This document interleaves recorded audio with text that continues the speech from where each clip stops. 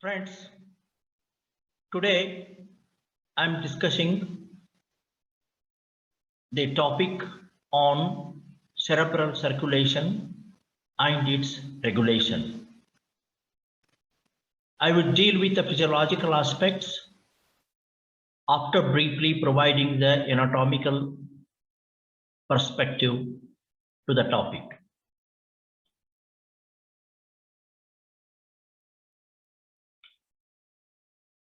Why we want to know about cerebral circulation?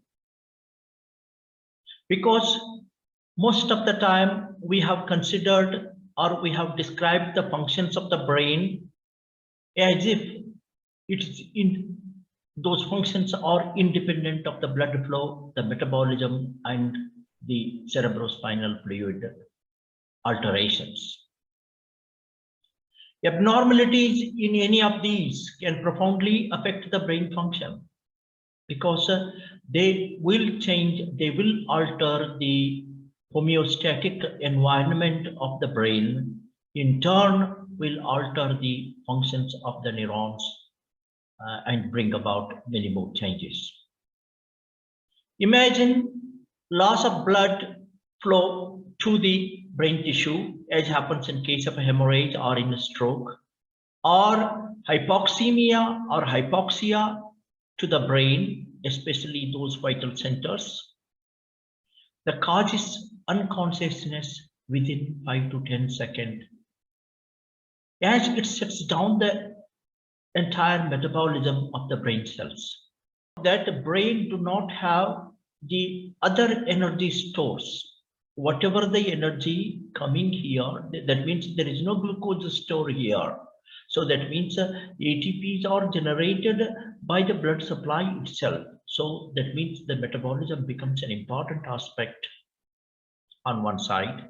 On the other side, the carbon dioxide play another important role, especially in terms of the pH environment it alters. So the brain death happens within 2 to 3 minutes, but the unconsciousness results in 5 to 10 seconds. And long-term abnormalities in CSF, either the composition or the fluid pressure, will severely affect the brain function. That is why it is very important to know about cerebral circulation. Now, here are the cerebral blood vessels in these two diagrams. In the first diagram, we have both the arteries. We have the internal carotid artery reaching there and forming or joining the circle of Willis. And here the vertebral artery making the basilar artery and making this circle of Willis. And now this circle of Willis, you can just see this circle of Willis here in this skeleton of the blood vessels. You can just see the circle of Willis beautifully there, and you have the internal carotid coming up here, and the vertebral artery and the basilar artery here.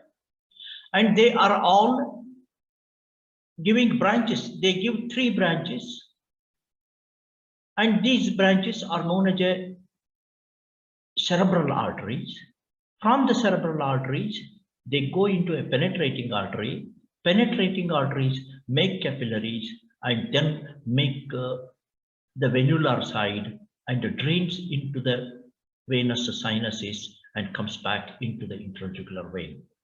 This is in brief about the aspect of the various blood vessels. So that means one side we have internal carotid artery and the basilar artery,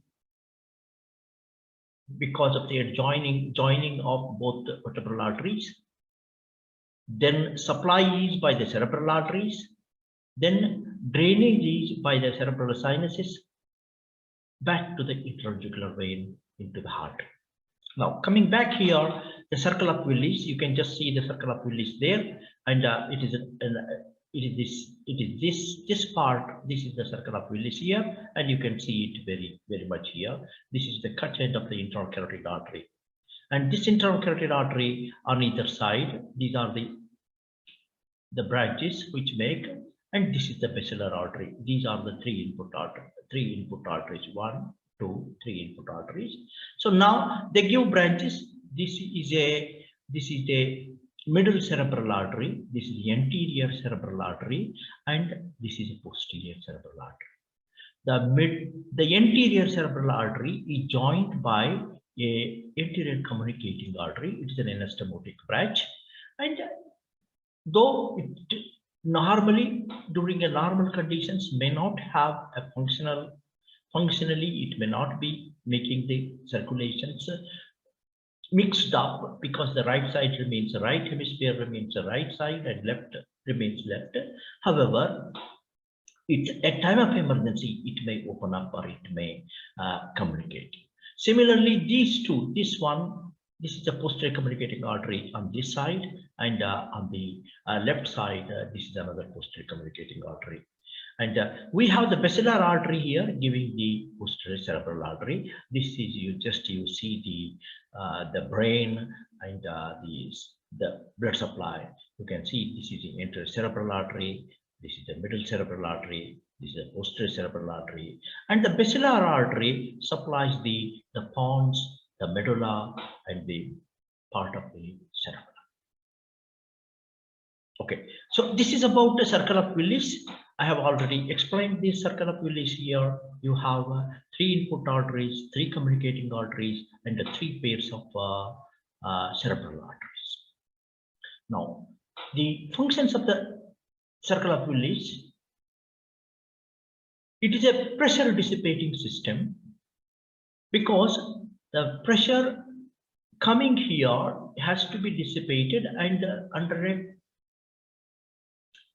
constant pressure head, the cerebral tissue or the brain tissue should receive the blood supply. That means there should not be a fall in the blood pressure. The second thing, there is a asynchrony and asymmetrical arrival of the various branches. Say, for example, right internal carotid artery, the left internal carotid artery, the subclavian, and then the left subclavian, and the vertebral artery coming from there. So you have those differences in the time of arrival, and that is how it is a pressure dissipating system. And it provides an alternating circulation at times of emergency. Emergency means when there is a blockade of any one of the branches which I had mentioned. So then there may be the anastomotic branches open up and they will cover up the circulation. Then thirdly, because this opening up and trying to cover up the oxygenation is one goal. The second goal is because the damage or extent of obstruction is too great. So then what happens? It has to reduce the amount of damage or the magnitude of damage after the thromboembolic phenomena. That means a stroke or hemorrhage or whatever. So the after effects, because of these anastomotic branches, they try to clear away the entire site, and also try to provide the clear away, in the sense clear away the carbon dioxide metabolites and other things, and try to provide the oxygenation to the tissue to help the recovery. Then it acts as a safety valve to ensure uniform blood flow to brain even under adverse conditions. These are the functions of the circular arteries. So how those cerebral arteries divide further? That means what are the branches, how the cerebral arteries terminally branch out. So here is one sector, one small block of the brain tissue I had taken along with the meninges. Here the top is the dura mater. This is the dura mater there. Then we have the arachnoid mater, and this is a subarachnoid space. This trabeculae, you can see this in the subarachnoid space. This is subarachnoid space. So then pia is just in close association with the brain tissue. This is the brain tissue. This block is a brain tissue, the cerebral cortex.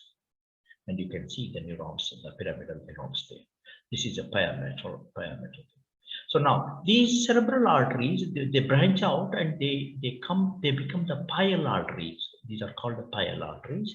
And these pial arteries, they divide, they enter into the brain tissue as a penetrating branch. These are penetrating arteries, which these penetrating arteries are almost perpendicular to the site of the brain tissue. Almost perpendicular to the site of the brain tissue, and when they are entering, they carry along with them the subarachnoid space. This is the subarachnoid space, and this subarachnoid space, or extension of the subarachnoid space, along with the arterial penetrating arteries, is known as a Virchow-Robbins space. Virchow-Robbins space. It's a perivascular space.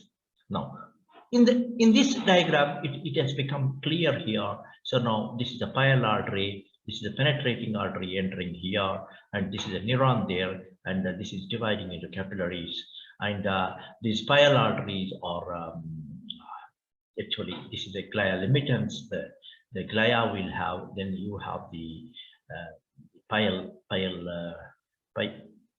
membrane here in this side. And you have the pial membrane, this the gray area. Then we have the branches of the astrocytes. These are the glia limitans. So the astrocytes on the pial membrane, they try to limit the structures going on. And this is the Virchow-Robbins space. Virchow-Robbins space. You can just see this Virchow-Robbins space. This side and this side. So now this will just, then further it will divide into capillary arterioles and capillaries, and these capillaries will just go back, and you have all those the blood-brain barrier structures. What are the functions of the Virchow-Robbins space? Why is it important to have these extension of the subarachnoid space along with the pial arteries? And this contains the CSF here. This space contains the CSF. So now, yes, this contains the CSF. Along with that, this contains the macrophages. Macrophages there. So they perform the immunological functions, the immunological responses, trying to take away and then trying to do the phagocytosis and other part. So that means immunological components are in response to this, especially the meningitis and other things. They may get whitened, or this may become bigger. So immunological responses, that is one of the function of the Virchow-Robbins space.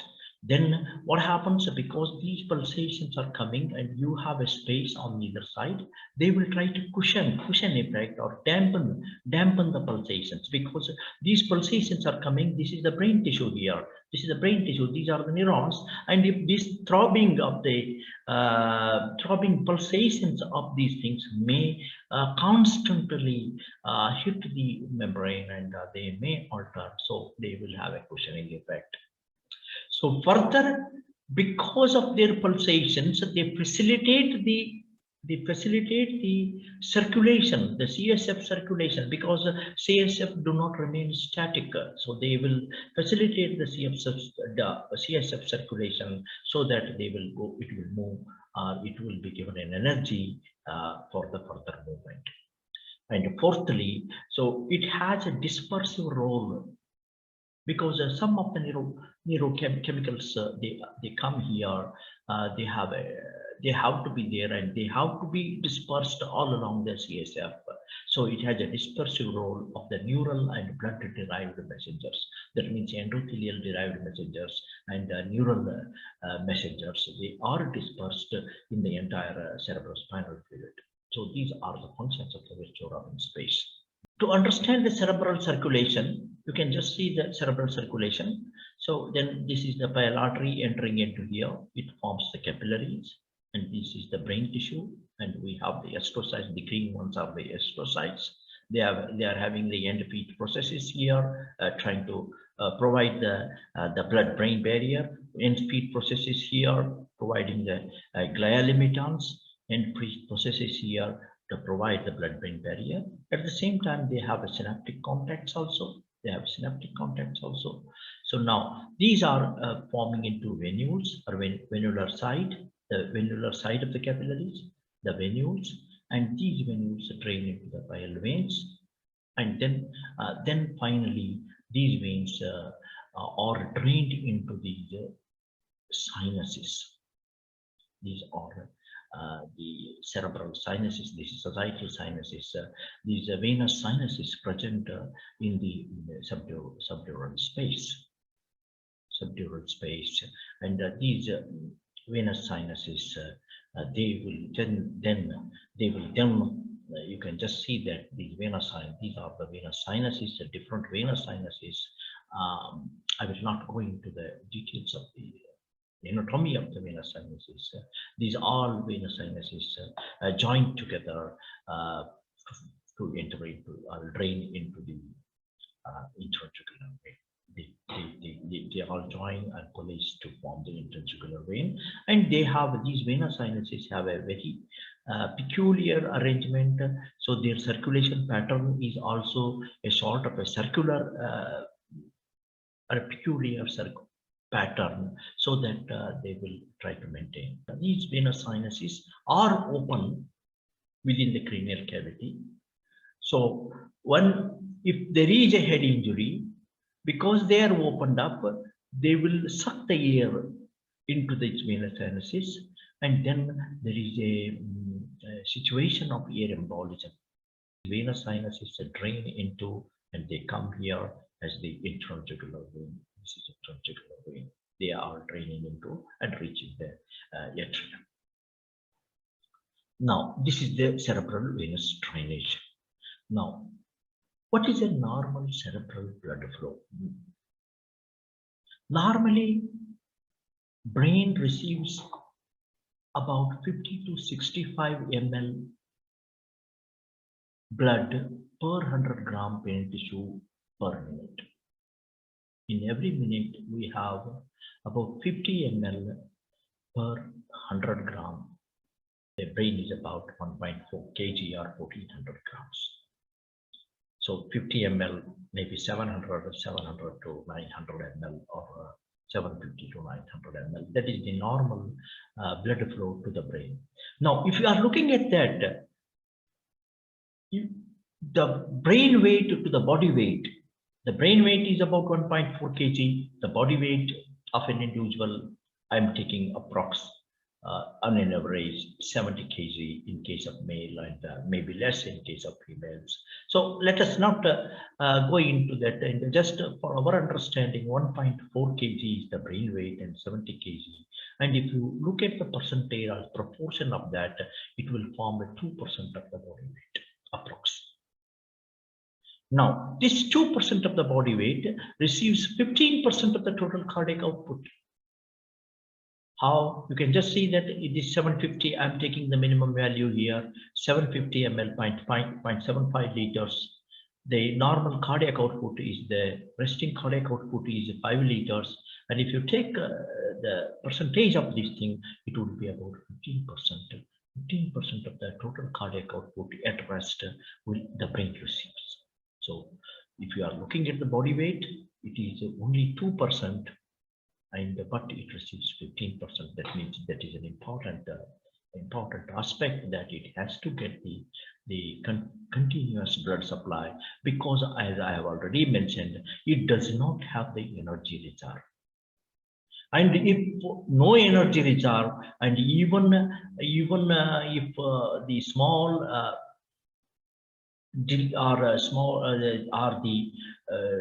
abruption or the stoppage or cessation of the blood flow to a particular site would produce the ischemic effect or anoxic effect.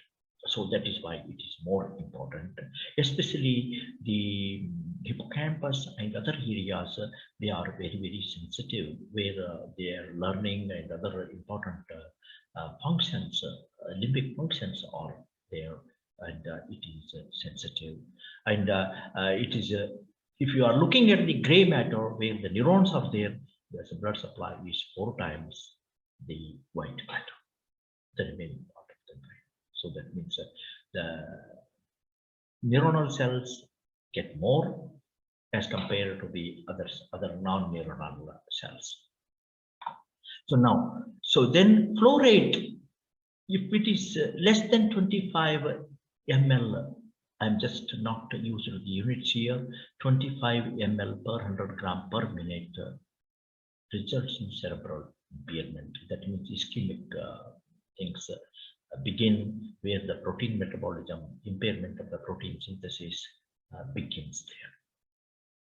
Then if it is less than 20%, all the electrical activity, the membrane potentials, the action potentials, they come to still. That means loss of electrical activity when the blood flow is less than 30 ml per minute per 100 gram. So now that is isoelectric, and at this stage, the EEG will be flat. Then when it is less than 10 ml, there is a neuronal injury, the membrane failure may be cell death. So this is how the normal cerebral blood flow. Then how we measure the cerebral blood flow. So now the cerebral blood flow can be measured because of the clinically also, because clinically when you are seeing the isoelectric point or the delay or some reaction times and all those things. But how to measure the cerebral blood flow in a normal situation? The standard method described in the textbooks of physiology is a KT is a nitrous oxide method using fixed principle. That means I will just explain in my next slide. This is one method. This is a standard method which has been used. Then other method is radioactive xenon is injected into the intercapillary artery, and then the blood supply or the radioactivity is measured, and again it will use the same dilution technique or the fixed principle. We can know the amount of radioactivity and the blood flow. Then a PET scan, positron emission tomography, or the MRI can also give, and especially the fMRI, the functional MRI, when the brain activity is being labeled. So now you can. Here is one of the graphs showing that xenon activity, that means for measuring the blood flow. This xenon activity, when the xenon is injected, the light was shown on the eyes. Light was shown on the eyes. And when this is the bar where the light was shown, you can see the blood flow increases along as the light is showing the blood flow increasing. These are some units, the blood flow units they are used. Okay, this is how we can measure the cerebral blood flow. Little bit more explanation of the KT's nitrous oxide method. So this is according to the fixed principles. The amount can be measured, amount of blood flow can be measured by determining the amount of a given substance removed from the bloodstream by the organ per unit time and dividing that time by the difference between the concentration of the substance in the arterial and venous blood from the organ. That is the quantity of substance given or taken up by the brain tissue, quantity of substance taken up by the brain tissue, and the arteriovenous difference. That is what the fixed principle. So now the cerebral blood flow thus is quantity of substance is QX, whatever it is taken by the brain tissue, the arterial and the venous difference in the nitrous oxide. Now, so then by that we can calculate the blood flow, and so just like what we have calculated the cardiac output, where oxygen consumption is resting oxygen consumption is taken, then arteriovenous oxygen difference is taken. That is how we determine the cardiac output. Similarly, this is the same principle is used. Only thing that you have to measure is the invasive method. Invasive method, you have to inject you have to inhale the nitrous oxide, and then you have to do all that. Take the arterial blood and the venous blood, that is intrajugular blood and the intercarotid artery blood, and calculate this thing. Here the substance used is a nitrous oxide. Now, the regulation of the cerebral blood flow is again dependent upon the same principles or same regulators, the myogenic, neurogenic, metabolic, and endothelial regulators. So now these mechanisms operate to regulate the cerebral blood flow, and I will explain each one of them. And this regulation is in the cerebral blood flow happens at a different pressure heads. When the blood pressure changes or the cerebral perfusion pressure changes, there may be a change in the regulation pattern. Here, when the pressure is less than 60 or 50 millimeters of mercury, it is linear. When between 60 to 150 or 50 to 150 millimeters of mercury blood pressure or mean arterial pressure is the constant. The blood flow remains constant around 50 mils per min per 100 gram. And as the pressure increases above 160, again another this thing that it keeps on increasing, because there are other factors entering in. I will explain first. I will explain these aspects, and secondly, then I will explain these things. Now move on. What are the myogenic mechanisms? The myogenic mechanisms include the endothelium independent and endothelium dependent mechanisms. Now, what is that?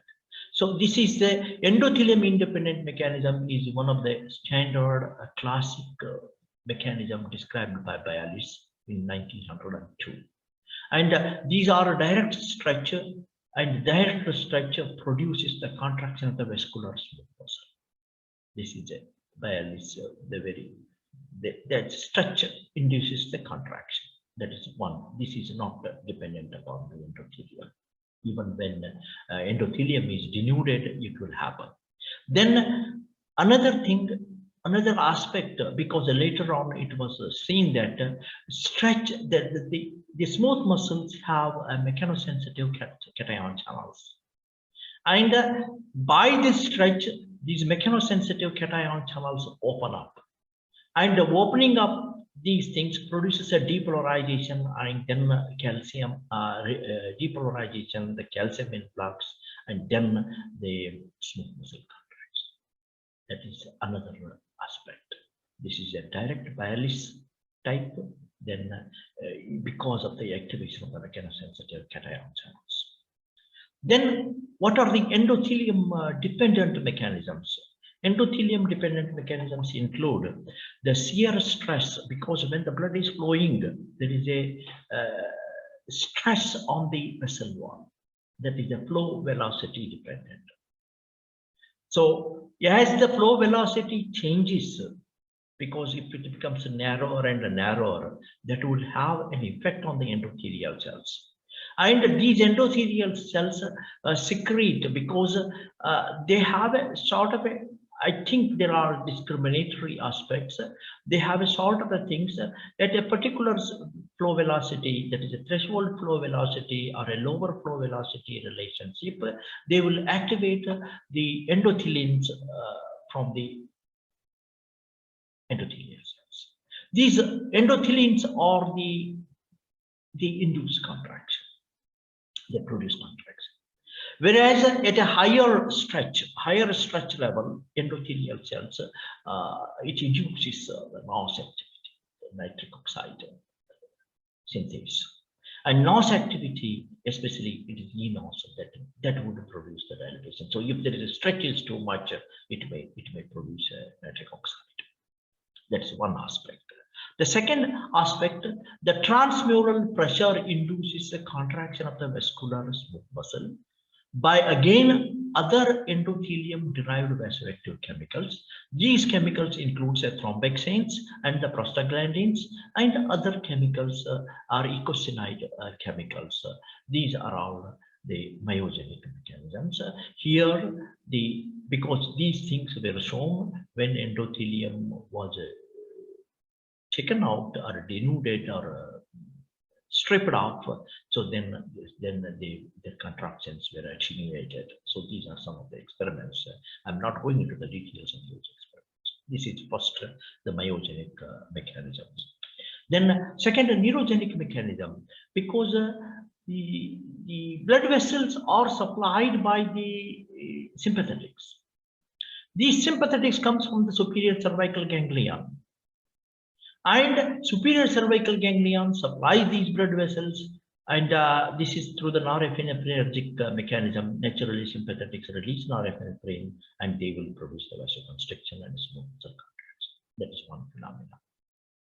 And the facial nerve will have a parasympathetic supply to the blood vessels.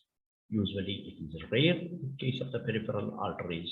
Here the facial nerve supplies, and they produce moderate dilatation, and maybe because of the acetylcholine dependent mechanism, maybe we will see it acetylcholine, which activates the G protein coupled response, activates the nitric oxide mechanism, the muscarinic dependent nitric oxide mechanism. So this is a parasympathetic. The sympathetic is the feature, so that will produce a vasoconstriction and vasodilatory effect. But this regulation is relatively weak. This is not very. It may be you may have to increase the sympathetic activity is very high, because this is a weak regulatory mechanism. This is not a mechanism in which it takes care of the entire cerebral blood flow. So then they are also innervated by the somatic nerves from the trigeminal nerve. So then what happens? These somatic nerves, when they are, because these meninges, they are having a somatic nerves. These somatic nerves, when they are supplied, and they will release chemicals or neurochemicals like substance P, calcitonin gene regulating peptide, and similar to axon reflex activity, they produce vasodilation. That means substance P, CGRP, and they will, when they are released, they will produce vasodilatations. These are some of the neurogenic mechanisms. That's how the blood pressure is. But these neurogenic mechanisms are of relatively weak in regulating the blood supply to the brain. Now, the metabolic control. The metabolic control is an important control after the myogenic control, because the metabolic control, when the myogenic control fails, the metabolic control takes their action.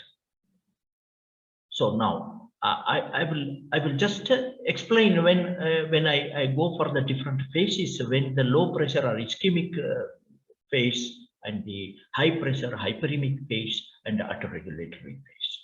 So when I will discuss about that, I will mention about it.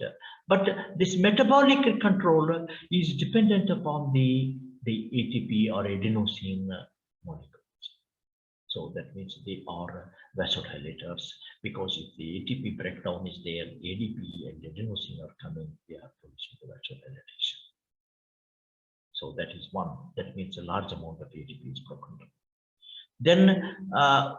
Then I come with the increased PCO2, because it would have been in the second there.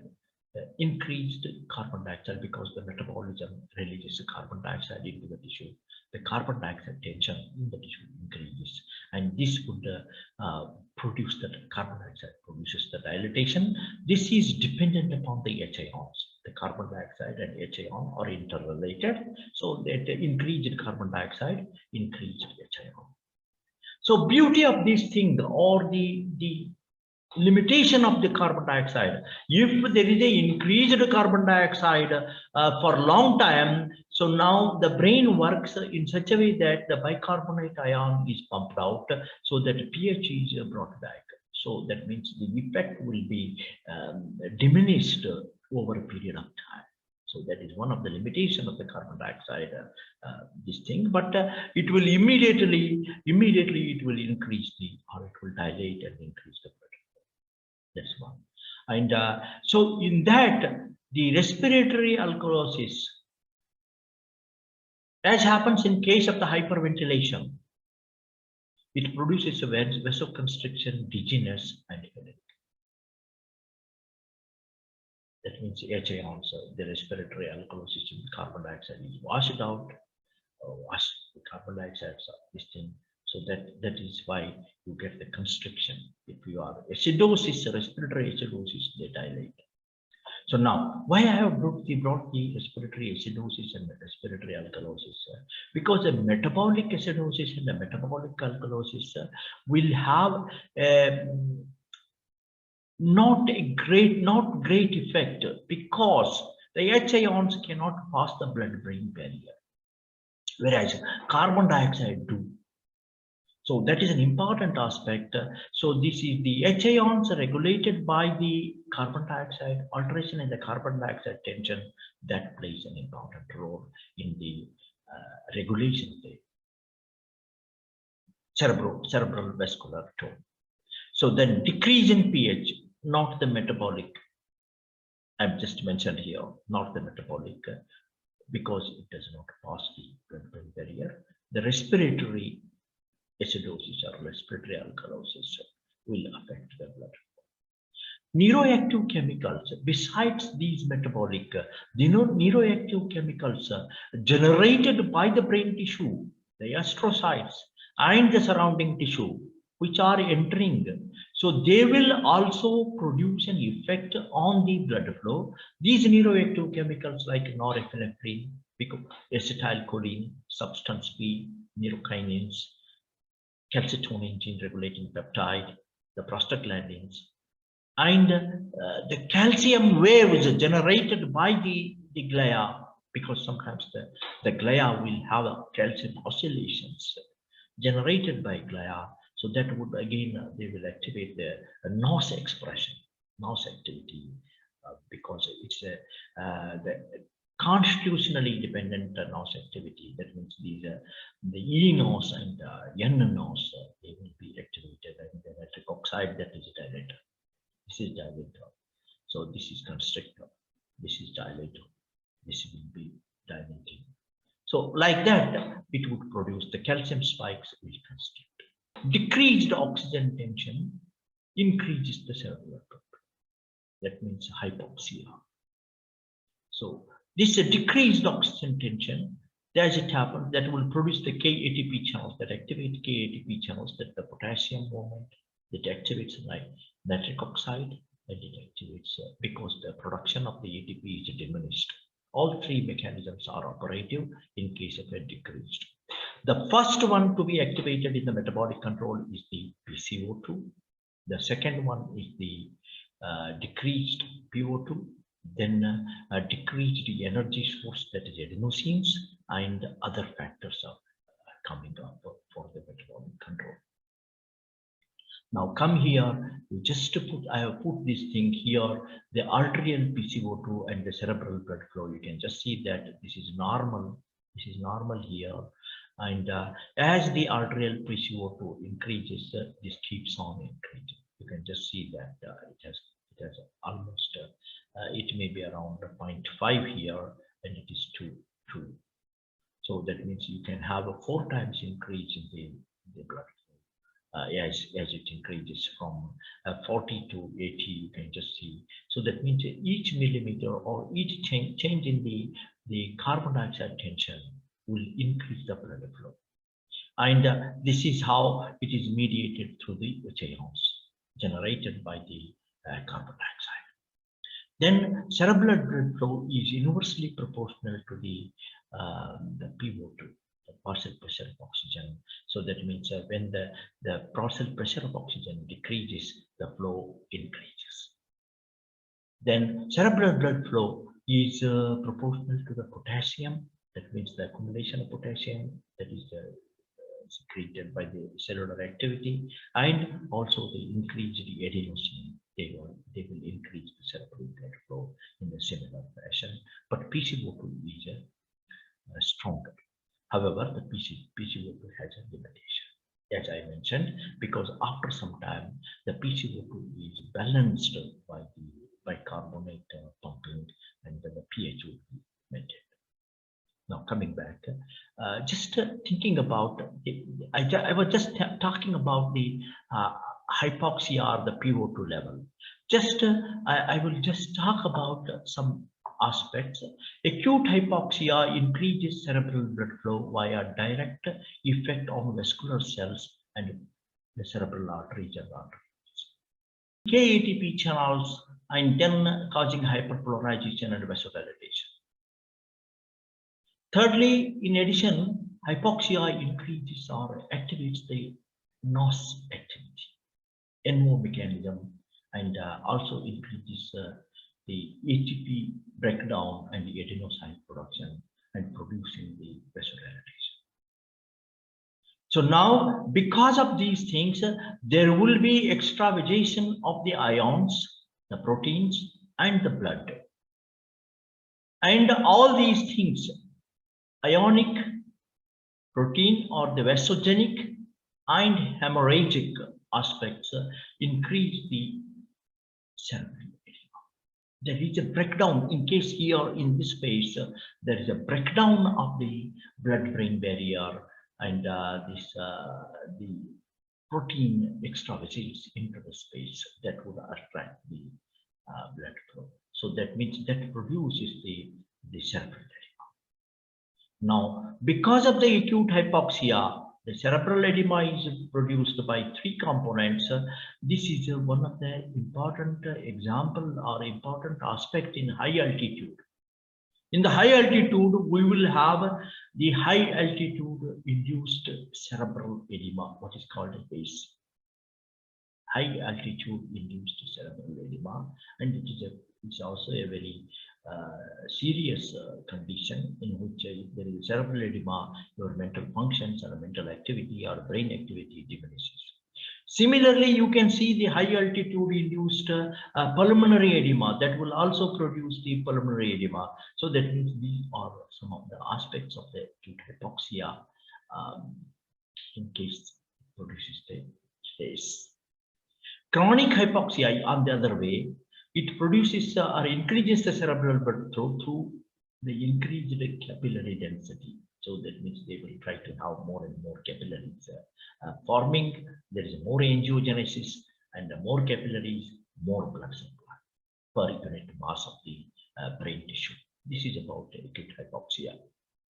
Now, so the neuroactive chemicals, because I am bringing the neuroactive chemicals here in this neuroactive chemicals. In this neuroactive chemicals, you have the areas, you have different areas. This is subcortical areas. This is the cell.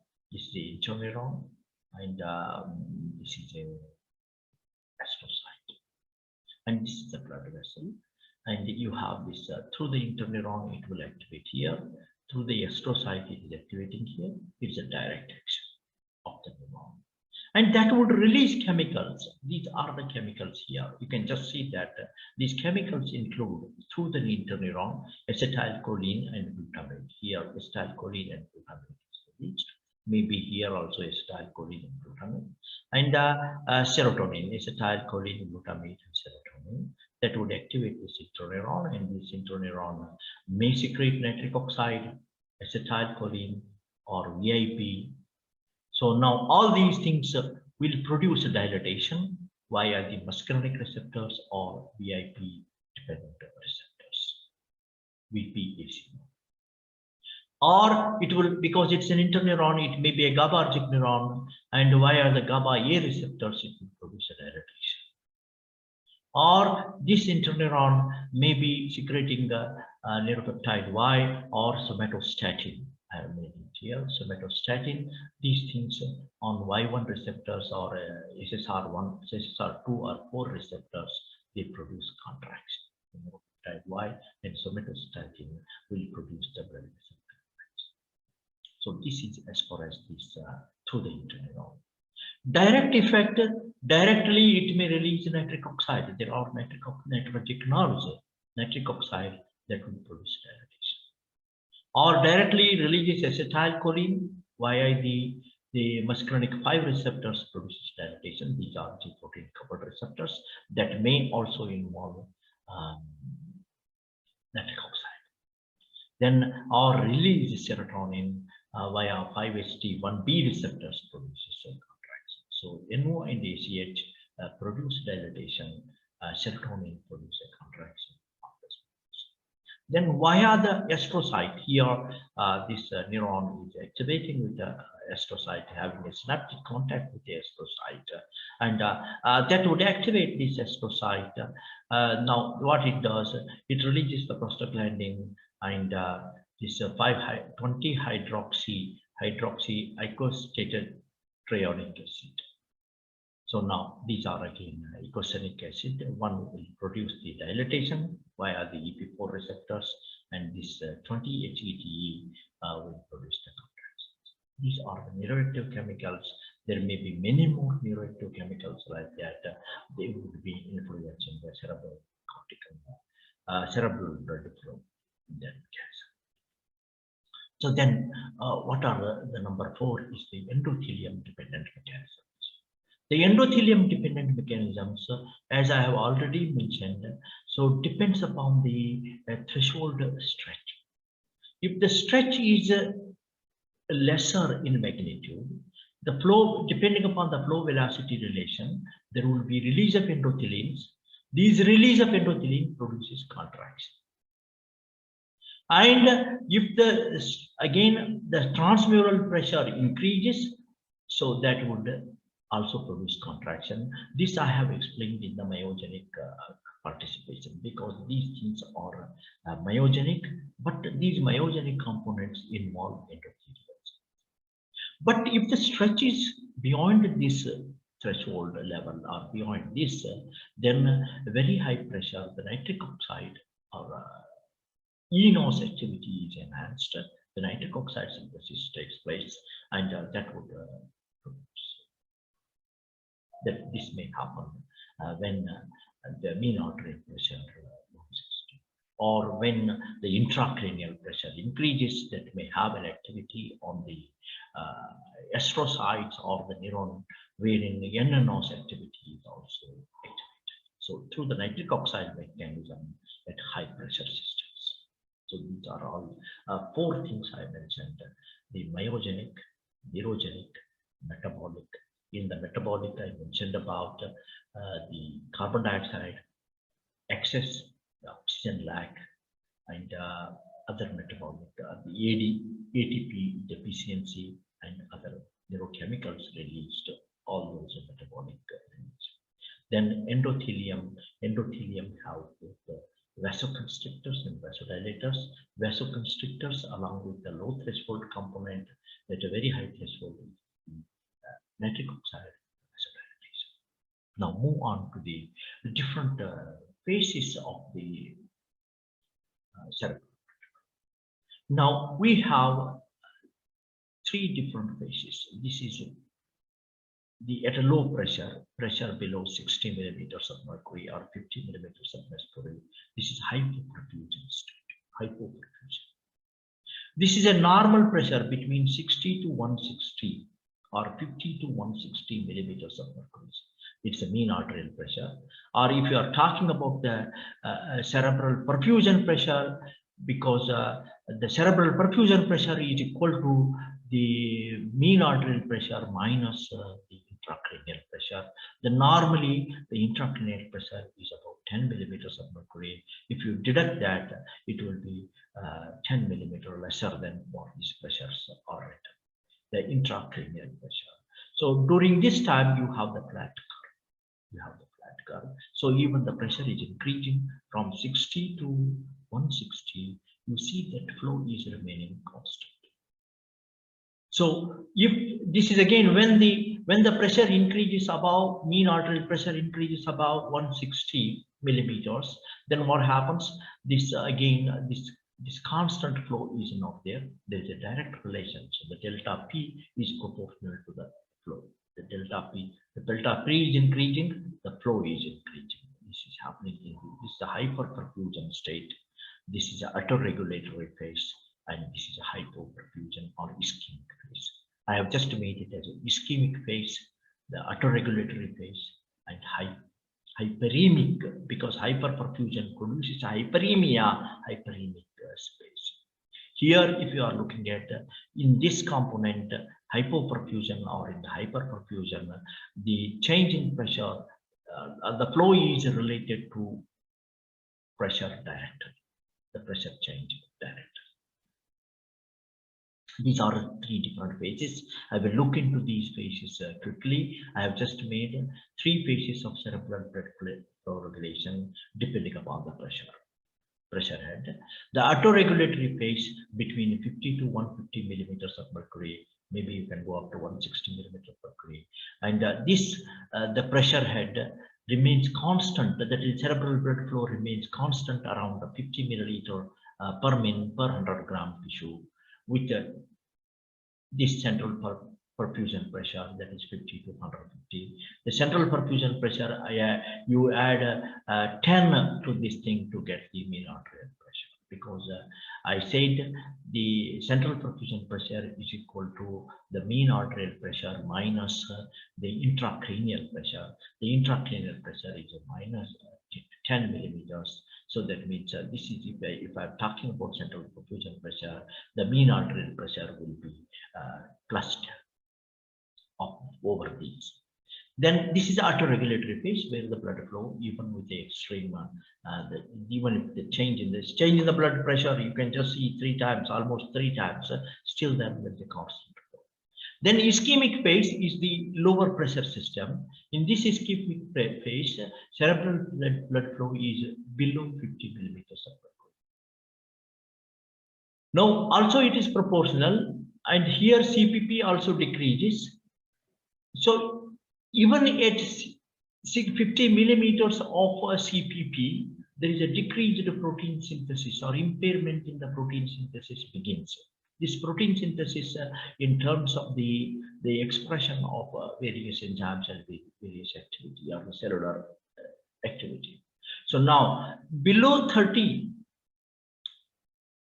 blood flow, below 30 milliliter per below 30 millimeter of mercury, I'm talking about a pressure. So there is a metabolic failure. And below 20 millimeters of mercury, the blood pressure, there is electric failure, membrane potentials and the action potentials cannot be generated. And when the pressure is below 10, it's a dangerous level. The membrane fails, membrane disrupts, and the cell death. This is about the ischemic phase, that is in the low pressure system. This is hyperemic phase. In this hyperemic phase, the cerebral blood flow is at a very high pressure. What happens when the MAP is greater than 160 millimeter of mercury? CPP and CPF both increase, but there is a greater perfusion of the tissue. And this greater perfusion of the tissue would result in the extravasation of the fluid into the interstitium, the brain interstitium, producing the cerebral edema. And this cerebral edema, as I have already mentioned, it is produced because of the ionic, the breakdown of the blood-brain barrier, and the hemorrhage state. Again, it amounts to ionic state, vasogenic stage, and the hemorrhagic stage. And all these things result in whatever perfusion is happening, there is no net, whatever the brain tissue do not get this thing, the perfusion or the brain tissue do not get the oxygen, and there is ischemia, and whatever the effects we have seen here, you will see the same. Now, here is one simple experiment. It has been done. This is I have taken it from a Journal of Hypertension 2007.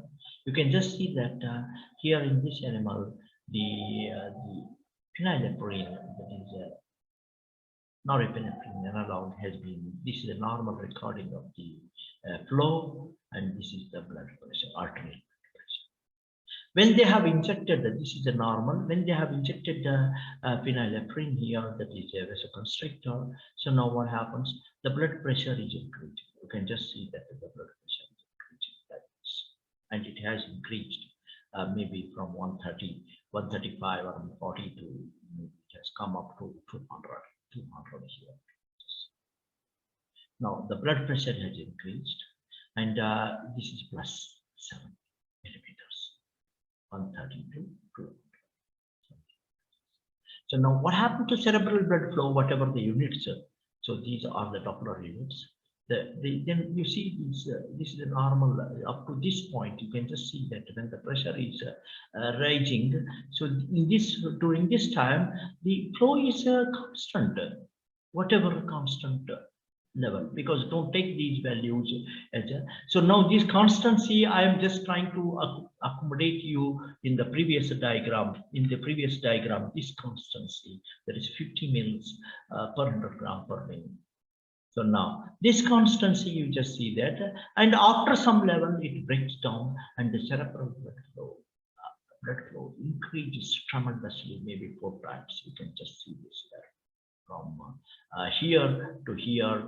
So it goes into 4 times, 4 times increase. These are some of the experiments, and let us consider how this thing happens here in this ramp.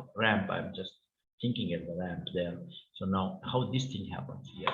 The cerebral blood flow remains constant between 60 to 160 milliliters.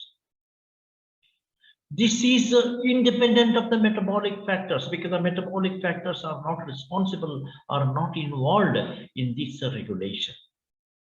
And this is limited to the vascular tone. And this vascular tone is dependent upon 2 important aspects, the endothelium independent and endothelium dependent mechanisms. That is why it remains constant.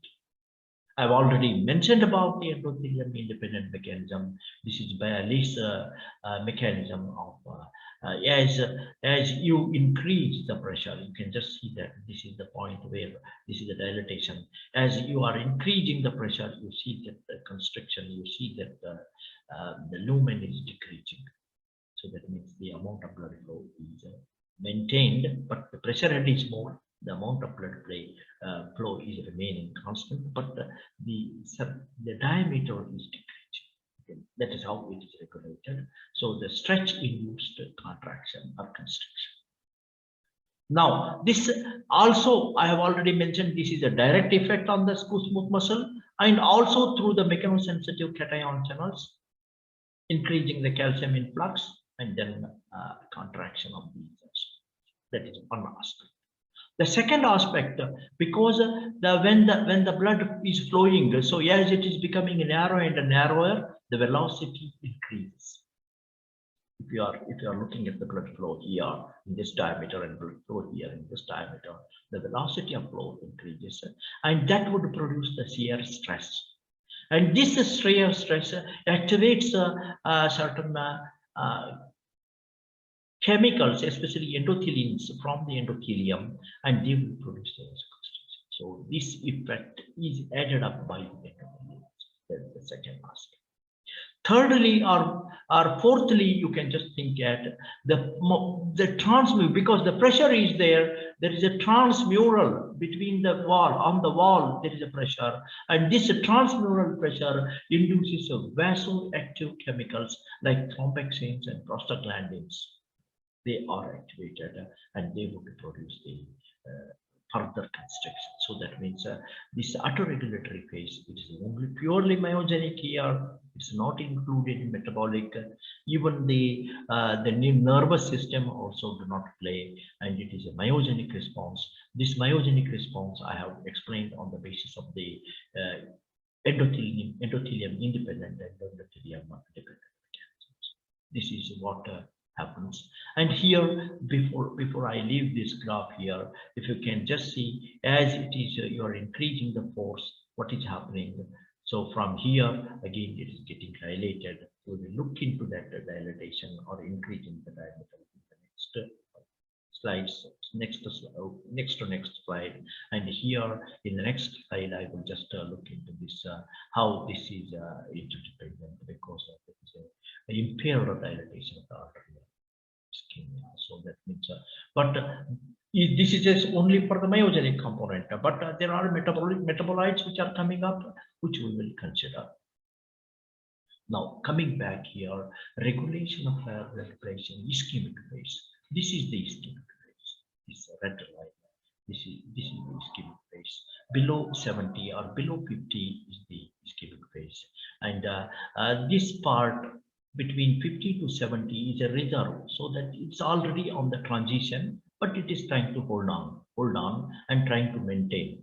Below 50, I've already mentioned, below 50 millimeters, the decreased protein synthesis begins. 50 millimeters of mercury. The cerebral blood flow, 50 ml, almost if you are looking at, it is corresponding to 40 to 50 ml. This is almost going linear. So now there is a decrease in protein synthesis. I will just say that 50 millimeters or less than 50 ml per min. So there is a reduction in this. And below 30 millimeters of mercury, so this is 50, 40, this may be 30. 30 here, what happens? There is a metabolic failure. Metabolic failure, the ATP synthesis decreases, the cerebral blood flow also. Cerebral blood flow also is decreased. There is a metabolic failure. This metabolic failure is because of the ATP synthesis is decreasing. And adenosine, they try to dilate, they try to this thing, but they will not be able to use a perfusion pattern. So then below 20 millimeters of mercury, if you are looking at this is the critical stage, the electric failure. So that means membrane potential, axon potentials, and all those things, they will not happen, and the brain will not be able to. That means a sort of a coma. Then less than 10 millimeters of mercury, so or less than 10 ml flow per min per 100 gram tissue, there is a total membrane failure and a collapse, and it's leading to the cell damage. So now, what I am trying to impress upon you here, so this is practically linear. As the pressure is decreasing, the flow is decreasing. That's why I'm telling you, when I'm talking about 50, this may be 40. When it is 30, it may be around 30. When it is some even less, you can just see that there is a linear fall in these things. As it comes below 10, it becomes this thing, either below 10 millimeters of mercury or below 10 milliliters of blood flow per 100 gram per minute. Now, this involves, this particular thing involves two different mechanisms. One is a metabolic function, because this involves, because critical perfusion limit, perfusion is failing, it's producing ischemia, and once it is producing ischemia, the ATP is diminished. ATPs are decreasing, they are vasodilators.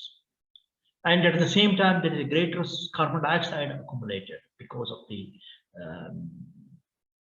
metabolism. Because oxygen is not there, the carbon dioxide is accumulated, the HAOs are also accumulated. So now carbon dioxide, HAOs, ATP, they will all diffuse. So what at the same time, what happens, because the perfusion is less, the oxygen PO2 is also becoming less, the perfusion is diminished, the oxygen supply is diminished, hypoxia develops, the hypoxia will also produce vasodilators. All these four mechanisms operate, these are metabolic mechanisms operate. In addition, they will release number of chemicals which are producing the vasodilatation.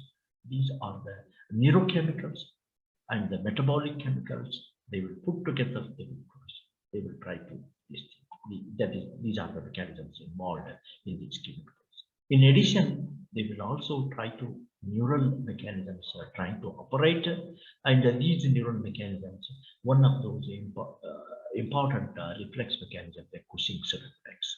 So now the hyperemic phase. In the hyperemic phase, that means in this part of the car where high pressure above 160 millimeters of mercury, or you can just see that this is the pressure here, pressure head here, it has reached peak, and here you can just see 4 times increase in the blood flow. And where this hyperemic phase, the 4 mechanisms operate. I've explained about hyperemic phase. In the hyperemic phase, what happens? The perfusion pressure also increases. There is a high flow, and high flow leads to edema. The intracranial pressure increases, and the intracranial pressure increase will alter, because there is another interesting feature in the intracranial components, what is called a Monroe-Kelly component, that I will explain. And the control here in this phase involve endothelial functions where nitric oxide is released. Then metabolic functions because of ischemia. The neural mechanisms operate and the myogenic mechanisms operate. So now let me explain let me explain each one of them. Look here, what is happening. The metabolic and stretch mediated dilatation. This is a stretch mediated dilatation. This is because of the neurogenic. I'm just trying to talk about the metabolic and its effects because of the accumulation of because again it produces an ischemia and produces carbon dioxide and oxygen lack because there is a edema. Then there is a neurogenic activity, sympathetic is activated because of the decreased or increased intracranial pressure, what is called a Monroe-Kelly effect. And this is also known as a Cushing effect, which will activate the sympathetics. So sympathetic activity is increased because of the Monroe-Kelly effect activating the Cushing reflex. I will explain these two in the subsequent slides. Then endothelium, because of the stretch that would be activating a eNOS and the increased pressure, the pressure here in the brain edema and other things that would activate the nNOS, and both these NOS activity increase the N1. And there's what is called a myogenic stress-induced relaxation, stress relaxation. That's another, because of the greater stress, it gives away. So that's the stress relaxation. Now move on to this. Then to indicate the neurogenic mechanisms, what happens in case of the chronic hypertensives? The persons with the chronic hypertensives, there is a shift in the curve to the right. So you can just see that in this curve in a normal individual, this is a normotensive individual, and this is an individual with a chronic hypertension.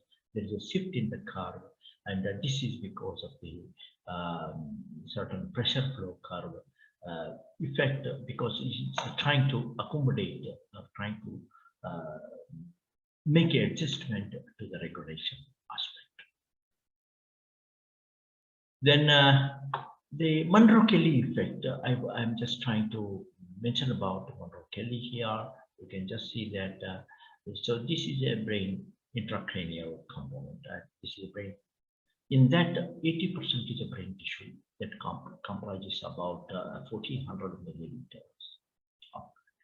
1400 milliliter is the volume of the brain tissue. Then 150 milliliter is the volume of the blood present in this compartment or intracranial compartment. And a 10% again equivalent volume is the cerebrospinal. The Monroe-Kelly doctrine or the Monroe-Kelly hypothesis states that some of the volumes of the intracranial contains, some of the volumes of these intracranial contains remain constant even under extreme pressure changes. So that means pressure changes do not affect the sum of the total. That means the volume here, just 1400 plus 300 is 1700 mm is the volume of this intracranial. It will not change, but it will change. The brain tissue is non-compressible, but this CSF and the blood, they will change their components. Either CSF may decrease or the blood may increase, or if the CSF increases, it will decrease the blood compartment. So this is how, this is the Monroe-Kelly hypothesis. I read that it states that the sum of the volumes of the intracranial contents remain constant even under extreme pressure changes within the contents. This one.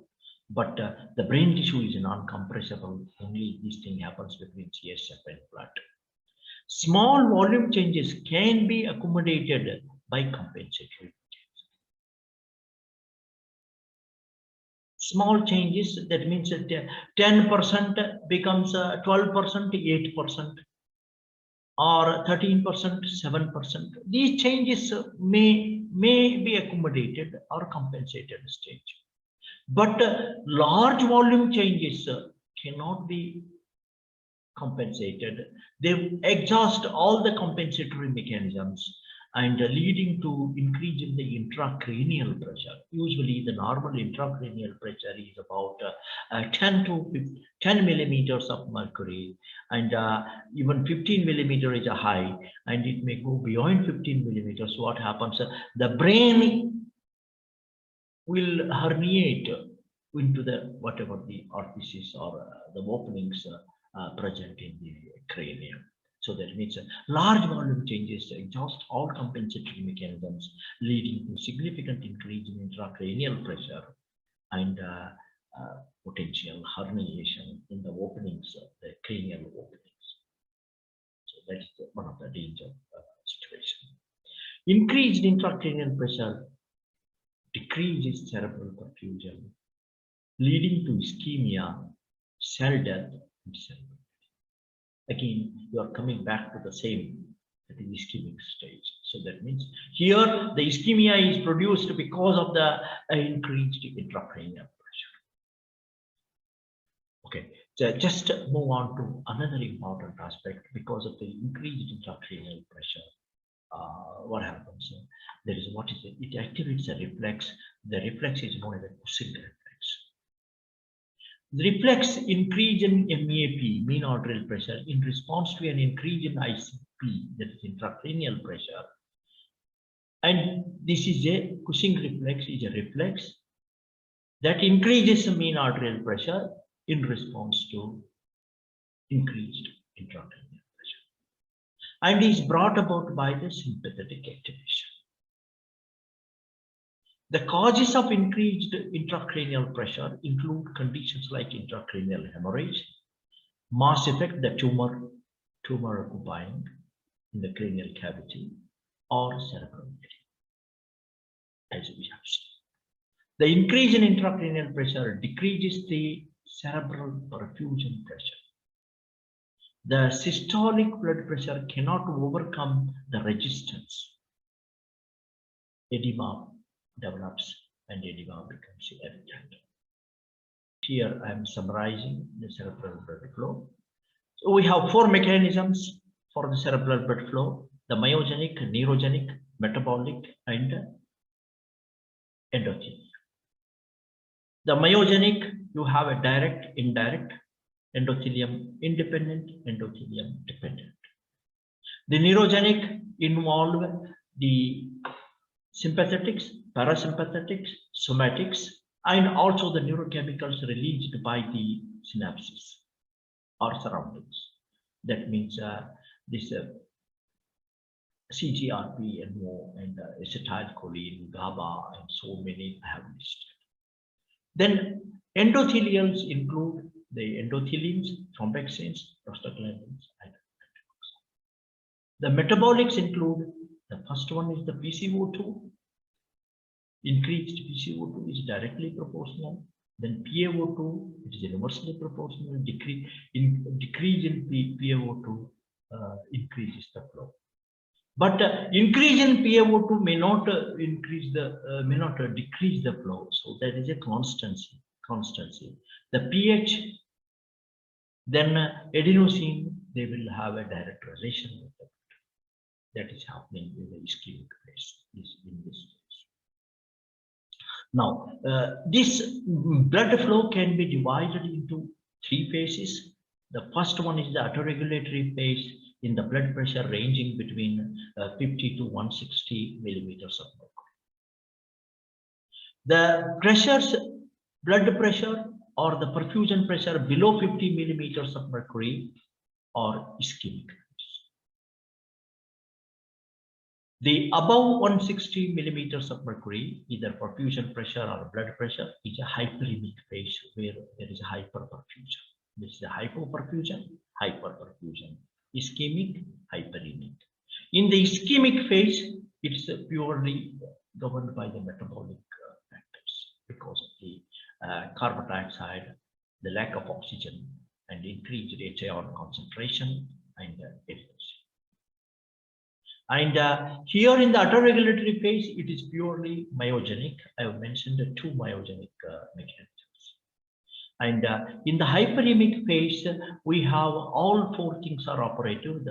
The metabolic, because it's also producing ischemia, and because of the Monroe-Kelly effect, the pressures, the increased intracranial pressure, not allowing the fluid moves into another compartment. So that means the metabolic, ischemic, this thing, and the endothelium because of the nitric oxide, and the neurogenic and myogenic. And if you are looking at that, the flow below 30 milliliters per 100 gram per mil is a metabolic failure.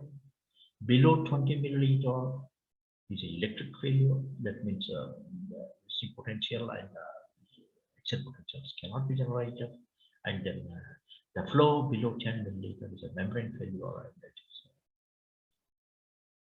the sad death on the neural or injury. So that is what the to summarize. Now I have referred the Principles of Neuroscience by Kendall, the guidance textbook, Medical Physiology, and article, Lexington article from the Frontiers of Neurology. Now, next lecture I am thinking, or I will be dealing with Victor Robbins space and its functions. Thank you. Please subscribe to the channel, leave your comments, and if you want me to discuss certain areas which you deem fit, please leave them in the comment box. I would be more than happy to answer those or attend to those questions. Thank you all.